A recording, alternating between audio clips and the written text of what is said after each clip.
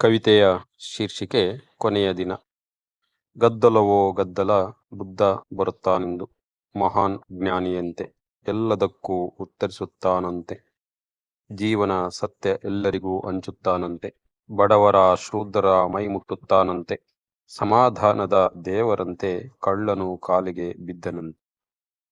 ಬುದ್ಧ ನಗುತ್ತಲೇ ಬಂದ. ವಂದಿ ಮಾಗಧರು ಕೂಗಿದರು, ಸಾವಧಾನ ಸಾವಧಾನ. ಬಡವರ ಬಂಧು, ಶೂದ್ರರ ಸಿಂಧು, ಮಹಾಕರುಣಾಳು, ದೀನದಯಾಳು, ಅಂಗುಲಿಮಾಲನ ಅರಸ, ಕಟುಕನ ದೇವರು, ಆಸೆಗೆ ಹುಲಿ, ದುಗ್ಗದ ಬಲಿ, ಬಹುಪರಾಕ್ ಬಹುಪರಾಕ್ ಬಹುಪರಾಕ್. ನಗು ತಡೆಯಲಾರದೆ ಬುದ್ಧ ಬಿದ್ದು ಬಿದ್ದು ಜೋರಾಗಿ ನಕ್ಕ.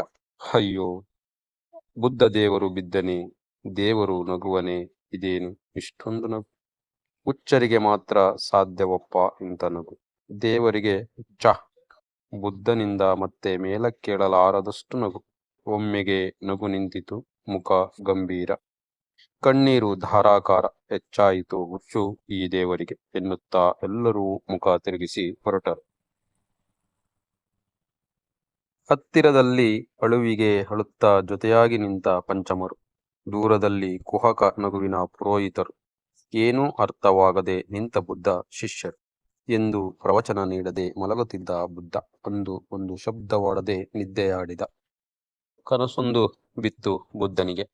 ಯಾವ ಅರಮನೆಯನ್ನು ಸೆರೆಮನೆಯೆಂದು ಬಿಟ್ಟು ಬಂದನೋ ಅಂಥದೇ ಹೊಸ ಅರಮನೆಯಂಥ ದೇಗುಲಗಳು, ತನ್ನದೇ ಬೃಹತ್ ಕಲ್ಲಿನ, ಮಣ್ಣಿನ, ಮರದ, ಲೋಹದ, ಬಂಗಾರದ ಮೂರ್ತಿಗಳು, ಪೂಜೆಗಳು, ಮಂತ್ರಗಳು, ಗಂಟೆಯ ಶಬ್ದಗಳು. ದಡಕ್ಕನೆಯೇ ದಿಗ್ಭ್ರಾಂತನಾಗಿ ಚಂಗನೆದ್ದು ಬೆವರುತ್ತ ಕುಳಿತ.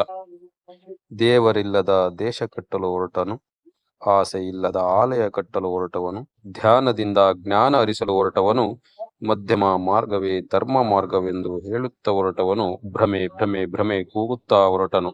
ಅಡ್ಡ ನಿಂತನು ಆನಂದ, ನಿನಗೆ ನೀನೇ ಬೆಳಕು, ನಿನಗೆ ನೀನೇ ಬೆಳಕು. ಕುಸಿದು ಬಿದ್ದ ಬುದ್ಧ. ಇಗಟಿ ಸತೀಶ್ ರವರ ಈ ಕವಿತೆ ಸೃಷ್ಟಿ ಸಿಂಚನದ ಅನುದಿನದ ಕವಿತೆಯಲ್ಲಿ.